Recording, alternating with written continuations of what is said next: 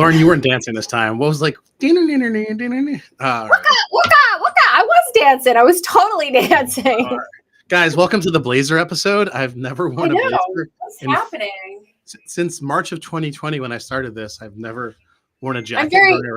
I'm very Michael Jackson today. Well, you got some accoutrement on that jacket, don't you? I do. What do the buttons look like? Hold on, let me see.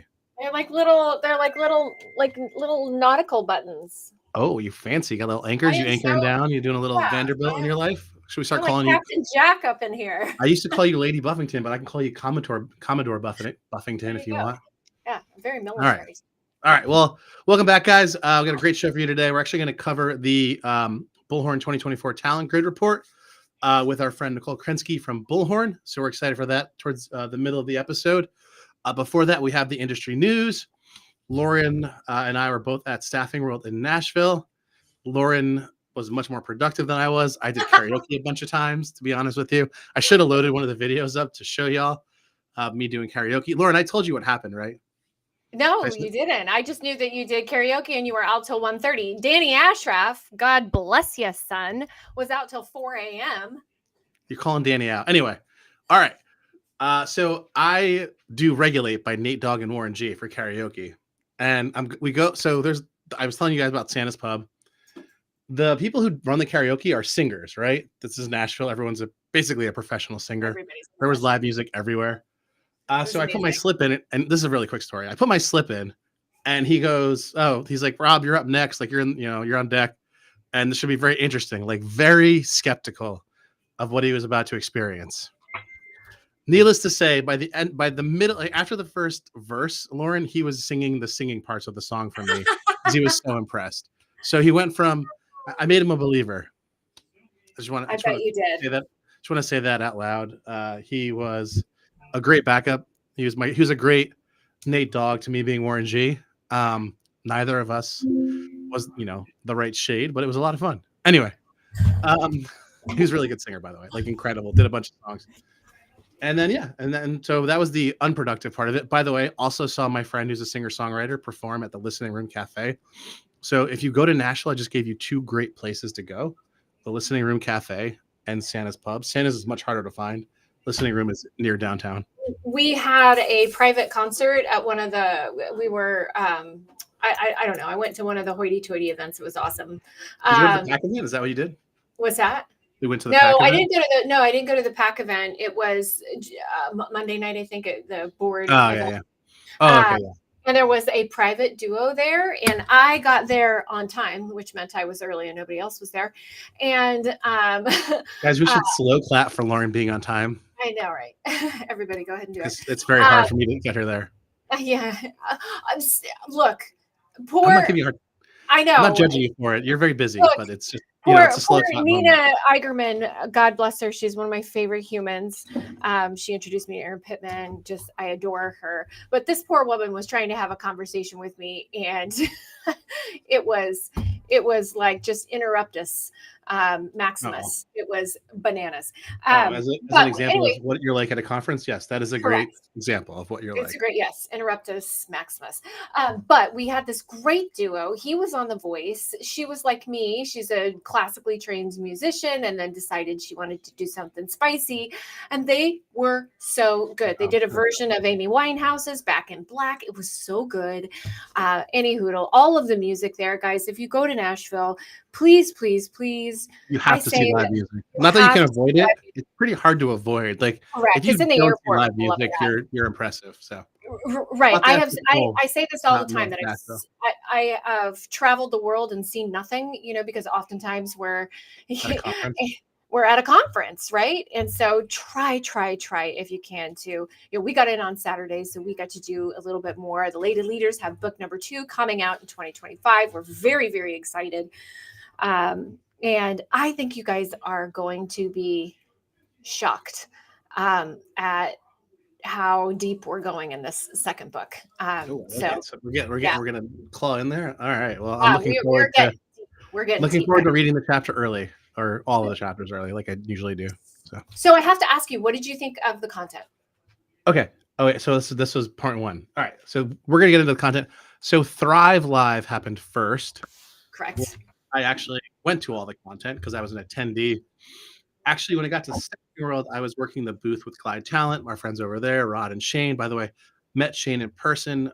Like, Rod's a genius. Shane is also a genius. So, like, those guys are so impressive. I don't know what they're putting in the Guinness in Ireland to get more people out, but shout out to those guys. I really enjoyed my time.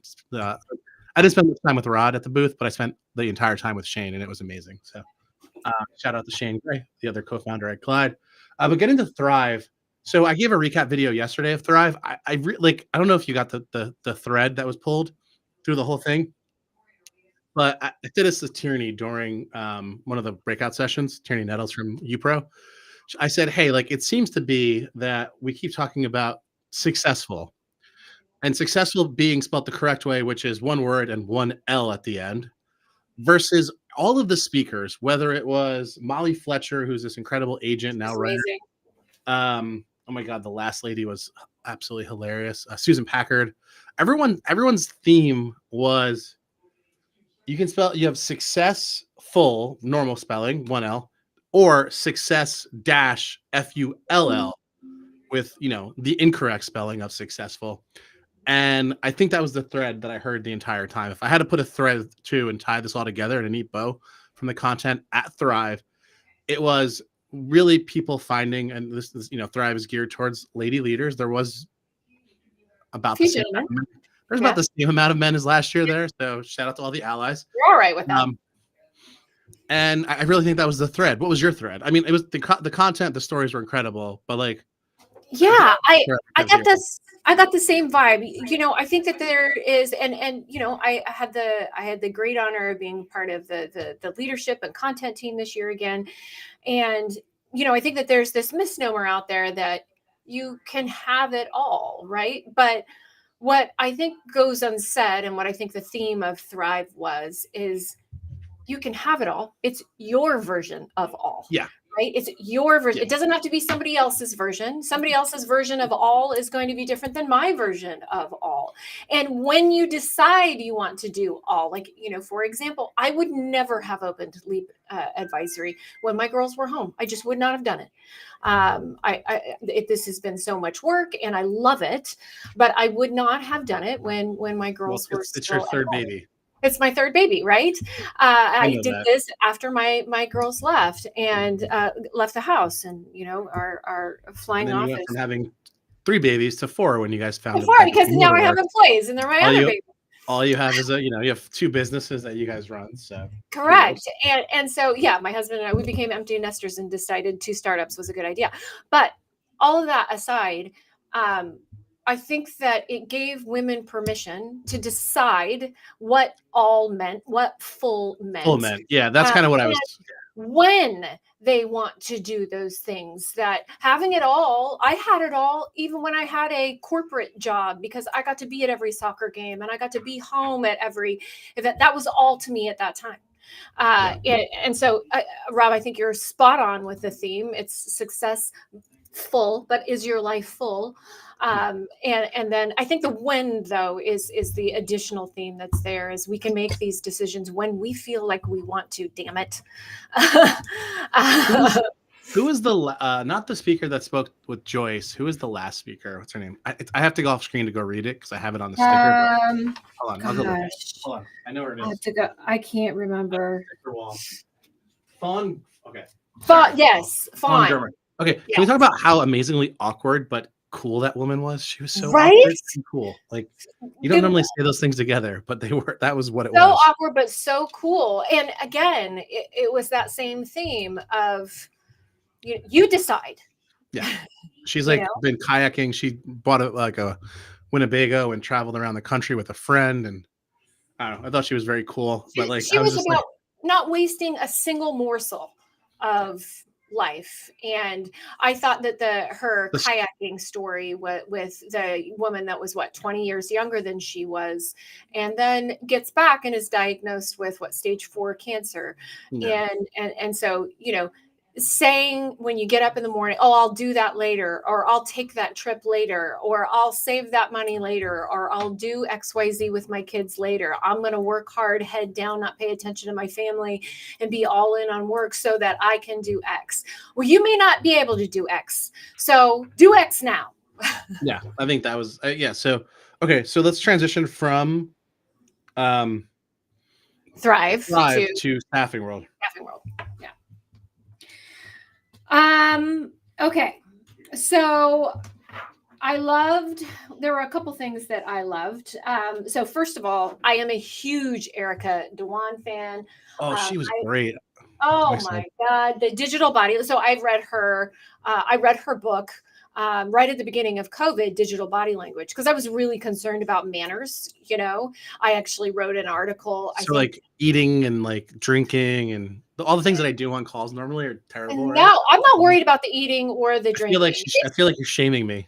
No, it's reading an email completely and responding completely is the new active listening and the new carefully responding, right? That it's the new. Her slides were fantastic, like the messaging, yeah. So like that's the digital currency and courtesy of today, and God bless it. Turn on your effing camera. Oh yeah, that's terrible. We're not a big fan. Makes me so mad. If I have my camera on and you don't have yours on, if it's because you're homesick and we're just having a call, yeah, great, fine. I'm totally just let me know. Fine with that. Or I can hear it. I can hear you're sick. So I can hear you, and I'll turn off my camera. But those that just turn off their camera because they, for whatever ungodly, it's rude. I'm just going to tell you that right now. You can just go back to the office and do that. Yeah, it's rude. Anyway, I thought that was really cool was the way that she described email, like the CC. Like if you're CC'd on email, it's an FYI. Don't feel like you need to respond. If it's to you, you should respond. You can tell them like when this needs to get responded to. Like, hey, this is fine to wait till Monday. One of the things we talked about too is scheduling emails. Like, I don't know. I don't think it came up in her talk, or did it? And like, I work at weird hours on Sunday, and I schedule all of my Slack messages and emails to go out that I want to go out on Sunday. So like, that's a way to be like hybrid or remote and thoughtful. So like your team doesn't need to think that they're like working at all hours, right? Like they can be a human being. Most importantly, think that's a big theme is like, how do you engage the whole human and let them be the human they are? Yeah. So. Yeah, I used to I need to put it back on my signature, but it would say, I work at the hours that work for me and work for my family. Please don't feel like you're required to respond. You respond when you are, I'm not expecting a response immediately, right? I think if we could have that sort of byline at the bottom of every email signature, we'd have a lot less people being honked off because an email went out at 8 p.m. when I finally had the option to look at my email. Yeah, that was a big thing at the table that I was at Thrive. I remember. Yeah. Because I have no expectation that you're working at 8 o'clock at night like I am, right? Yeah. You're like a really fun, crazy person, but crazy nonetheless. I know. What else did you get from Staffing World? I mean, my big takeaway was sales and AI. So how funny is this? Sales and AI, yes, of course. But how funny is this? Every single lady leader session on Thursday was at the same time. So like we didn't even get to go cheer one another on. We were so sad. So the Staffing's Got Talent that Vinda from Rough Assured put together, freaking amazing. I mean, I think we knew that our staffing industry had some talent. We just got to have the opportunity to prove it. I thought that was amazing. We didn't get the group from Onan Staffing to perform, though. They're really good.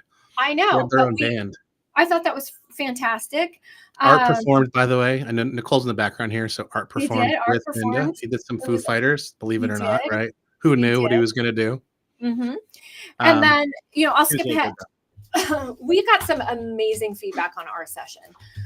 Did you? What session? The AI one? The AI one. Well, it's your session. I was just in there providing comedic relief. You were. As I usually do on this podcast. Yes, correct. But that was a 2-hour session. So look, I got to say thank you to Diana. Thank you to Emily. Thank you to Dustin.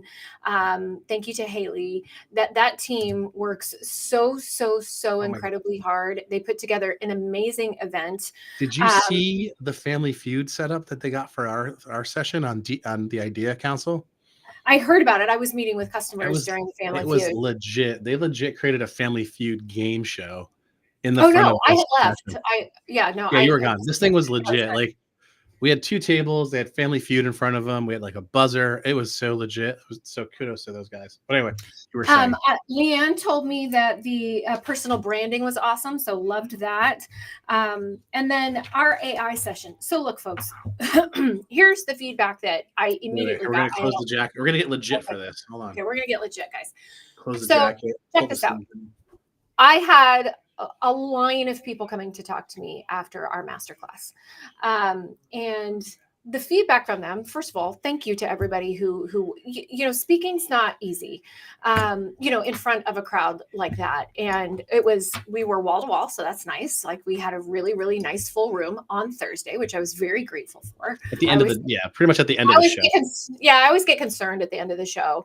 But no, we had a very full room, but everybody that came up said, thank you so much for not overcomplicating this. Thank you so much for breaking it down to these usable, bite-sized pieces. I now know where to start. I didn't know where to start. All of this is overwhelming me. Guys, we cannot overcomplicate AI. We just can't. And so, I think we are going to sell a lot of our course. Obviously, I gave it away free to ASA. Because I love and adore them, and will do anything that they should reach out and buy our course. But here's why, though. People are buying the course because we don't overcomplicate it.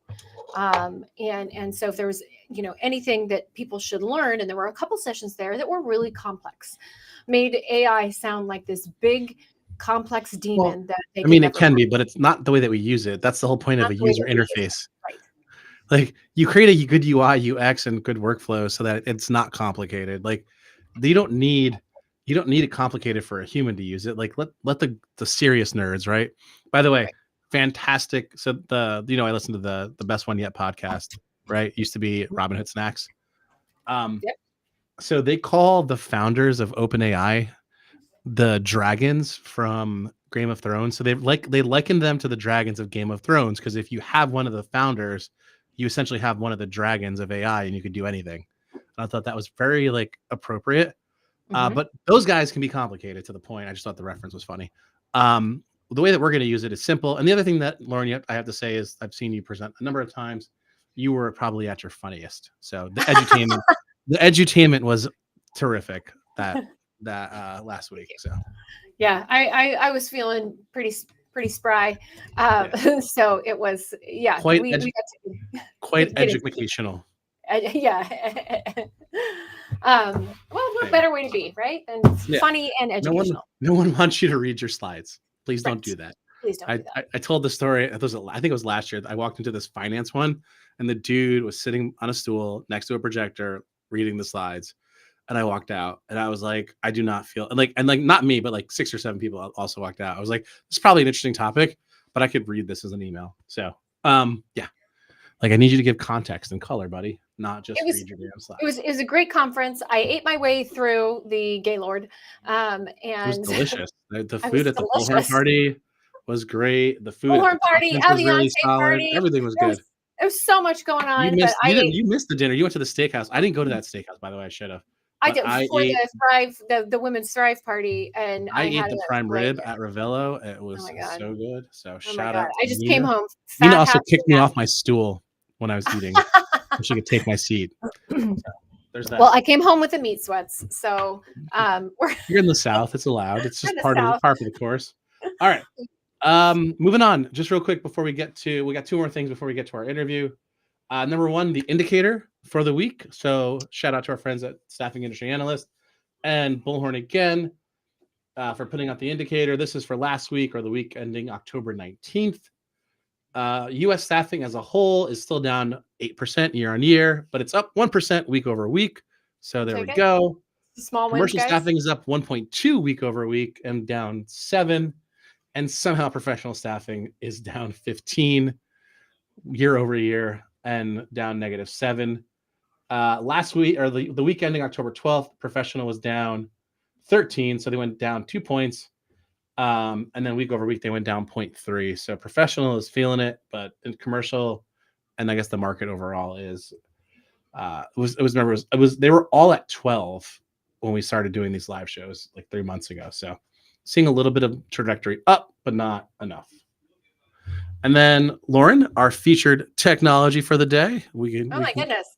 Our partners at WhatFix. Okay, so our 3 pillars: build, change, adopt. The last pillar, adoption. So this is something that is, first of all, near and dear to my heart, because in running tech stacks, both large and small, the one thing that agencies were always challenged with was scaling the tech stack as it pertains to adoption, right? Because the technology shouldn't stay the same. Our processes shouldn't stay the same. You know, your sales process with 10 people is totally different with 20 people.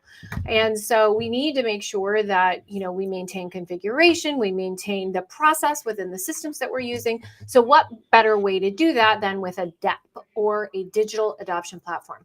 This sort of forces through a welcoming in kind introduction as you log into your system, forces the end user to go through whatever update and or change you might be implementing. And you can look at utilization. You can look at where people are spending their time. This will help you shape and help you inform your training roadmap. So many of you don't have a training roadmap. I was going to say that is a not a normal thing for if you have a digital roadmap or a technical roadmap, it should coincide with your change roadmap or your training roadmap. Because how in the hell are you going to make all of these technical changes on your roadmap and not inform your end users, whether front, mid, or back office? Seems not important, Lauren. Seems like a dumb idea. Irrelevant on all counts, Lauren. Yes. So have your coffee, buy some digital adoption platform. Got the New Yorker out today. Yeah. No, we love WhatFix. We're super excited to keep promoting them to the world. If you guys use other softwares, you get product tours. Like, I don't know why you don't have it for your revenue producers, right? This is this falls into both categories: revenue creation and revenue preservation. Correct. Because if they're using the tools right, then you can do both. That's right. So it's not expensive. That's the other good news. These tools are not tremendously expensive. So they do cost money. So I want to be clear about that. It's not free. But you know, here's the other thing. We're running really lean right now as organizations. A lot, you know, inevitably when we go through some downtimes, training, marketing, and technology get hit first. That's just what happens, or IT, right? And so if you don't have a team of trainers, guess what? There's an app for that. It doesn't take but one person to manage it, and it can manage it for a large organization. So if you don't have a digital adoption platform and or a training roadmap, you know, come talk to us. We can help you put that together. But if you do nothing else, go look at a DAP and see if it's right for you.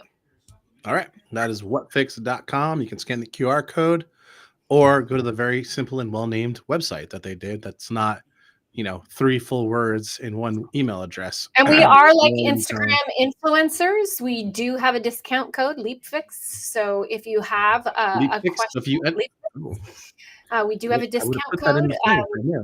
Yeah, there you go. So yeah, I'm trying as much as I can to be like a little Instagram. Proud of you for flexing your influencer muscle, Lauren. Yeah, trying. All right, let's get to our guest who's been so patiently waiting and giggling at our stupid jokes.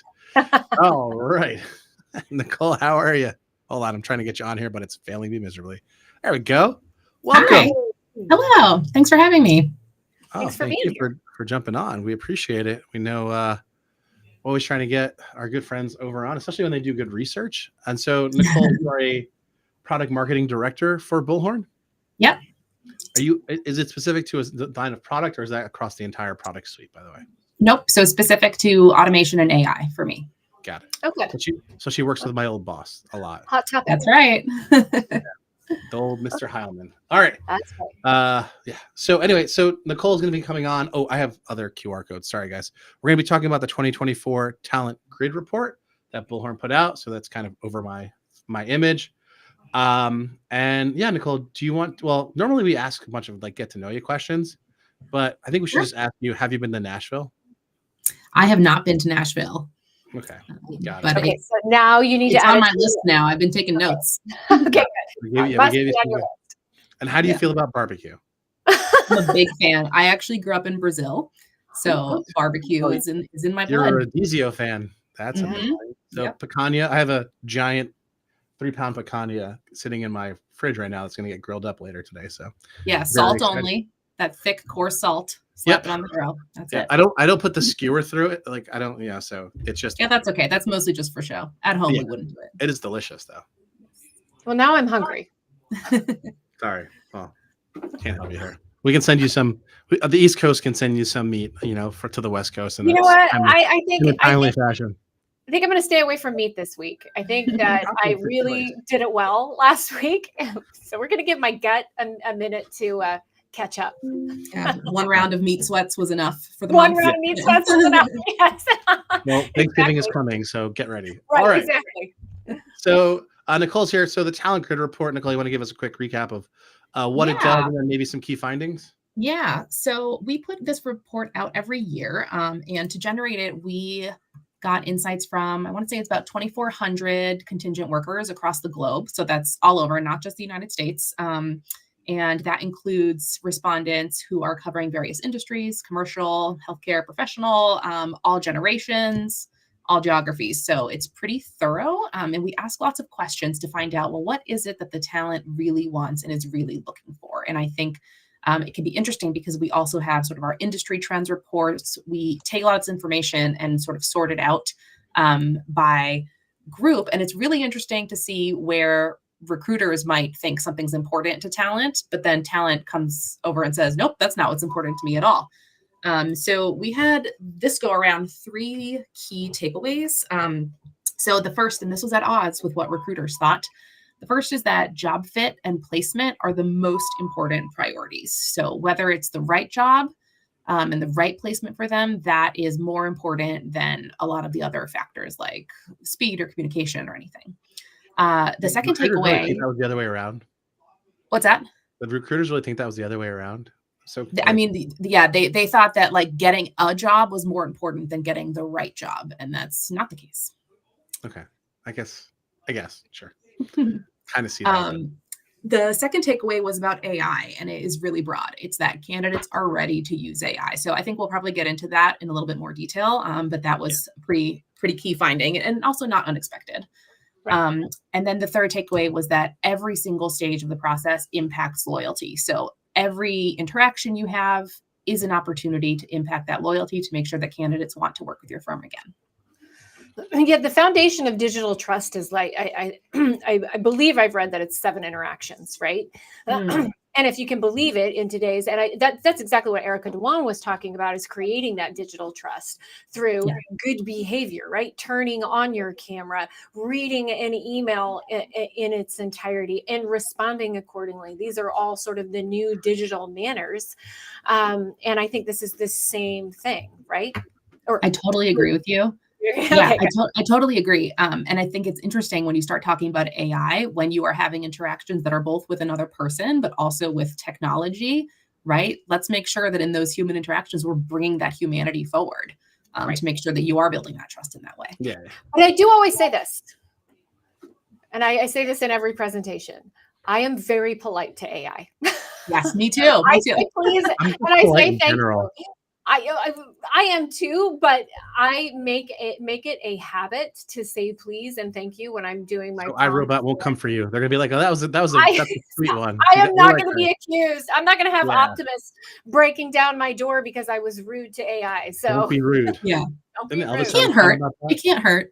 It's good practice. Right? I just think you're just doing it because you just do it naturally. Like you're interacting with somebody and you say please and thank you, and you're not a general dick. Right? Like, sorry. But you'll find if you are like, there's polite, definitely a kid who used some magnifying amp who's being rude to AI somewhere. Right. Don't be rude to AI. It's actually very kind right back to you. Like sometimes yeah. I'll say thank you, Alexa, and she'll come. Well, you're so welcome, and I hope you have a great day. You know, Your Alexa must be set to Southern. Mine just ignores me. It's definitely mine's definitely from the Northeast. It's like cool. Get no, out of yours here. is set to New Jersey. So Yeah, mine's like, you're good. yeah, But I do say please shut and up. thank you. But she ignores me. So I got to get the Southern Bell setting on mine, apparently. Yes, you should. Anyway. All right. Okay, so some interesting findings, right? Like I think the second the point about AI, Nicole, when I read it, like really stood out to me. Obviously because we're like knee deep in AI research all the time and how we're using things.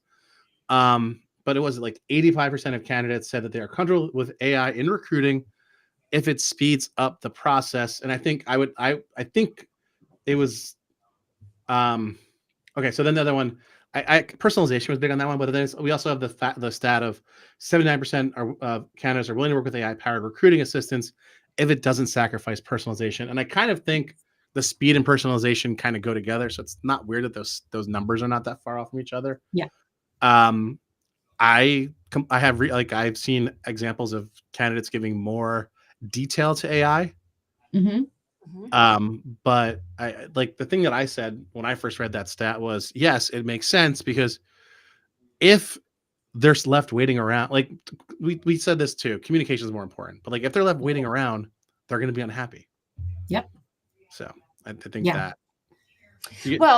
So almost 80% of applicants will leave an application process if it's taking too long. So there is going to be, particularly with Gen Z, with Gen A, there is the expectation of speed because they expect that you're leveraging AI. And you've got candidates who are willfully using AI to better write resumes that are more aligned to the job description. They're leveraging it in really unique ways. You've got resume skinning happening right now, which I think is fascinating. They're putting font in white on a white background with keywords in it to get past bots. People are getting very, very clever. And I mean, I think it's using their powers for good, quite frankly, because, I look at college kids right now that are coming fresh out of school, with my kids, I have, they're in their advanced degrees, but as I watch them come out of school, man, that job market sucks. My daughter's significant other put out 100 applications. About 20% responded. Yeah. Which I think is terrible. I totally agree. And so here's an interesting thing about when we think about AI and the impact that it can have in the industry, right? What candidates are looking for. So your daughter's boyfriend, you said, put out 100 applications. All right. So, and he's only hearing back from like 20% of them. AI can fix that problem. AI can make sure that everybody at least hears back. But further than that, it can also make sure everybody gets a fair shot, right? So for example, Bullhorn's developing a screening agent.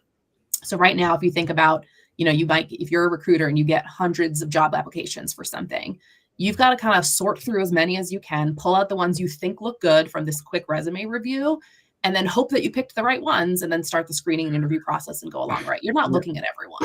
And so from the candidate's point of view, that sucks. That's such a bummer. You don't know if your resume made it to the top of the pile or not. You might never hear back. You might be the perfect person for that role, but for something on your resume was missing, so they missed it. And now you know that you can get just the same shot as anybody else. It's a consistent process. Everybody gets a good look. And you have an opportunity beyond just the resume to share why you're a good candidate and why you'd be qualified. And meanwhile, none of that's adding time to what the recruiter has. Well, I was going to say the reviewing resumes, depending on how many applicants you get, is a giant time suck, right? Yeah. Giant time suck that doesn't add any value. To your point, you can miss talent, right? You didn't even have a conversation. You're just eyeball testing a resume. Corp HR ATSs do that through keywords, which is to what Lauren's point of why they're adding white font on a white background to get past the metadata AI screener. When I think to the point of we should commit as an industry that we're going to respond to 100% of the people that apply, and that's going to set us apart from, I still don't understand, unless you're big enough to have a recruiting department as a corporation, you should be using a staffing company. I know I'm biased, but I've applied to maybe 50 jobs through LinkedIn, and I've heard maybe from one of them as as a no. But that's Here's what I think a is so terrible fascinating. percentage. So like I would rather work with a recruiter who could get me through the noise. And here's what I want your take on this, Nicole, because I've been bitching about the resume ever since Rob's known me. You've been bitching about the resume since 1492 when Da Vinci created it. 1482 is Whatever. 542 years ago. And She's we're been bitching about it for 542 years, Nicole. It's unreal. How old Okay. is she? She looks great. 542 years ago, the resume was invented, and yet it's still the primary tool that we leverage to make these, ridiculous. Why don't we matching create something? algorithms. What is this So tool that we're going to create?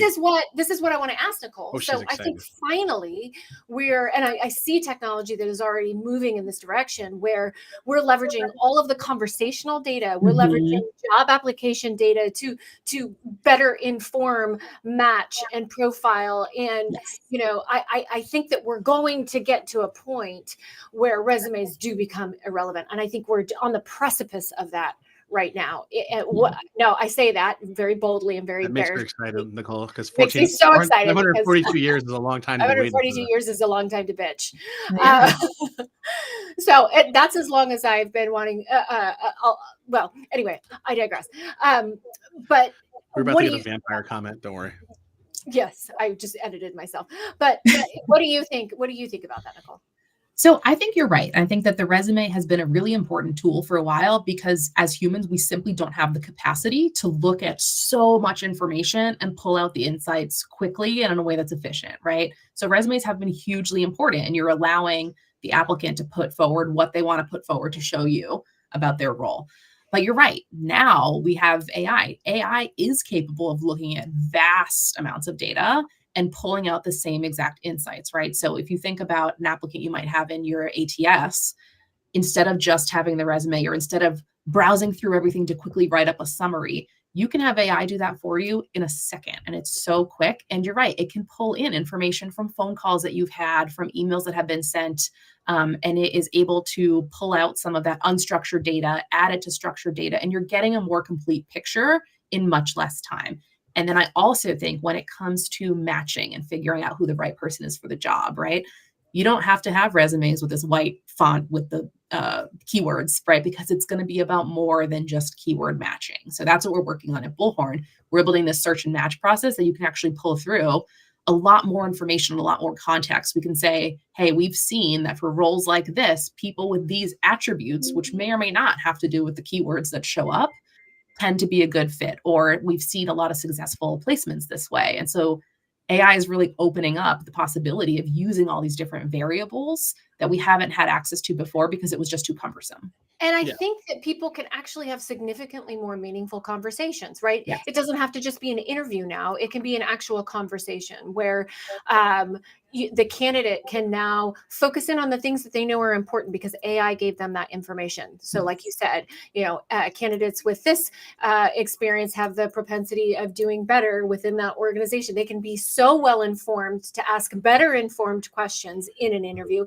and vice versa, right? The customer now can look at aggregated and enriched data based on the candidate to ask, and AI can help create those questions, better informed questions. I think we'll have significantly more meaningful conversations, which to all of you, shit talkers of AI, that it's going to replace jobs and it's going to diminish the experience. No, this is where the thing comes into enhance the experience and elevate service and elevate conversation, I think. Yeah. And we talk about this a lot, right? So the stat in the reports, 81% of people would be willing to work with AI as long as it speeds up the process, as long as they don't get personalization sacrificed, right? So it's not just that it has to be faster. It has to be better. It has to be a better experience for candidates, not just an okay experience that moves faster. Yeah, I think that's the key, right? Like, we can sort through more data. We can ask better questions. We can remember conversations, and then we can ask the right questions, right? Like, and then we can ideally get to the right outcomes for everyone. I think it just makes more sense to use AI to help with screening because it's, again, faster and still personalized. And there's a lot of a lot of human time is just wasted. It doesn't create any value to the organization, to that person, to the talent. So I personally, I predicted that, like I said, and this, I don't know if it's a prediction or if I was just basically warning people or threatening them, but like the recruiters and salespeople should not be doing admin work. And then outside, like once we get past 24 months, if your recruiters are still doing admin work, you are going to lose all your recruiters because no one else is going to be doing it. Like, Right. we don't Absolutely. do admin work now. Like our calls are recorded and they're put into the CRM that we use, and it's all good. Like I can go read through it, and if it's, I can go pull out what I need. We actually can prompt the recorder to look for keywords in certain kinds of calls and then record that. So like admin work has got to go. Like this also goes for your talent, like or your internal talent. Like I don't think they're going to care that AI is doing things if it gets rid of, and I'm a lazy salesperson, the lazy stuff, like the stuff that should be automated. So Right. Yeah, absolutely. I mean, so it's a question we ask, right? Do you want your recruiters spending their time looking for the right candidates, or do you want them spending their time with the right candidates, right? I think would it's really an like to update the answer. notes You want and that relationship building. I just want to update the notes and fields all the time. Like that sounds like a great use of my mind making time. Yeah. It's a very exciting time for, I think, our industry. I think it's a very exciting time, and I just think that we have so much opportunity. Yeah. And I think that AI is going to really improve the overall consumer experience. And we talk about like when you're recruiting, it's B2C. When you're selling to clients, it's B2B. Like we have the unique or unfortunate thing of having to do both kinds of sales. And like you can see that people don't mind interacting with AI. So like, why are we not using AI to create marketing content or help with LinkedIn ads or help with your programmatic, right? Like there's just so many ways that this is going to get better and faster. Specifically on the B2C, if you want to keep writing good sales emails, like you can, do that and get some help. But like, I don't know. I just feel like that the overall consumer experience, this is about the overall consumer experience, right? Right. Yeah. And it's so telling. Yeah. And we're going to see this. I mean, AI is already and will continue to be a major part of virtually every type of industry organization you can think about. And so we will all start getting more comfortable with this, even though perhaps some folks are not yet, and something I want to call out, I wasn't at either of the events you talked about, but what you were saying earlier, Lauren, about simplifying this AI message and simplifying so people understand what it actually means and how it works and what they should or shouldn't be doing, right? Yeah, you don't need the AI dragon knowledge. Yeah. And it really is so important because I think if you tell people who don't know that much about it, okay, we're going to have you screened by an AI agent, right? The expectation is that it's going to be like when you call a customer service phone number and it's like, hi, thank you for calling, but like press 2 for whatever. And like, that's not what we're talking about. Right. It's not a decision tree matrix, right? This is actually dynamic conversation flow, and it's intelligent, and it will feel like you are talking to a person, but you always know that you're not. I think that's really important. That transparency is you have to say it's okay with you, right? And you have to be willing to give it a try, but it feels very, very different. And so I think this is the time to be open-minded, to try new things, because this is also, we're still early in the game. I dare anyone to tell me that they haven't screamed into a customer service. Yes. You know what I mean? Yeah. Representative. Like I have lost my marbles. I might actually publish the video now because of that.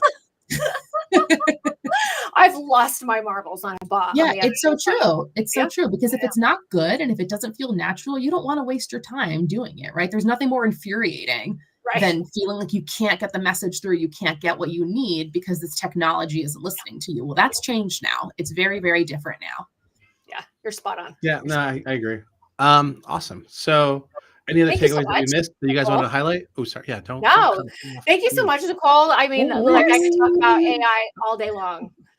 Oh, what? Nicole, is there anything else that you would like to talk about on AI from the report before Lauren cuts it off again? No, I wasn't. I was saying thank you. Thank you, Lauren. I would just throw a word of caution to everybody who's looking to invest in AI and looking at vendors and trying to figure out what they're trying to do. Transparency is so important. So as you're making decisions about who you want to partner with for AI or where you want to implement it, make sure you are asking those questions to understand what do you have access to, how easy will it be for you to edit things. Like that's really, really important. And that it all comes back to trust, right? Like we were talking about at the beginning, it all comes back to trust. And that's so, so important. So we're super pumped to be developing the work that we're doing now. I'm really excited to learn from our customers and learn from the industry what works and what doesn't, and to keep building solutions that will be really valuable in this new space. Yeah. That's We could have used AI to tell you that it was the Blazer episode. And that's on me. We could have. And I just showed up in my pink sweatshirt. I messed up. I love your sweater. It's a great I color. love it. You look matched great in the that color. icons on the screen. But it was an unbeknownst to us. It was. I don't think either of us has ever worn a blazer, by the way, to do a recording. So I don't know what it was today. Maybe we just got the blazer vibe. All the time, but I was just feeling spicy today. So so was I. You By the both way, look great. Lauren, I'm totally gonna make a meme out of whatever you just did for customer service. So be ready for that to be on the interwebs like first thing tomorrow morning when I edit video. That's fine. You can have that. I'll let you have it. Nicole, this was fantastic. Thank you so much. Really Thanks excited for to having continue me. to see the work being delivered. And the experiences being improved.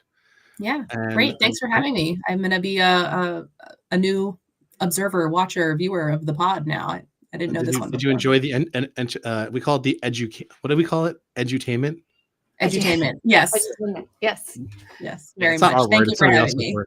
But yeah, we'll welcome in. Complication. Spread all over. We'll share this on Friday morning, so it'll come out to all the things Friday morning. So you can share it with the Bullhorn Slack and get us lots of listens. So Awesome. We'll do. All right. Well, thank you guys so much, for having Lauren. me. Thank you, Nicole. Thank you. Thank Take you. care. Bye, guys. Bye.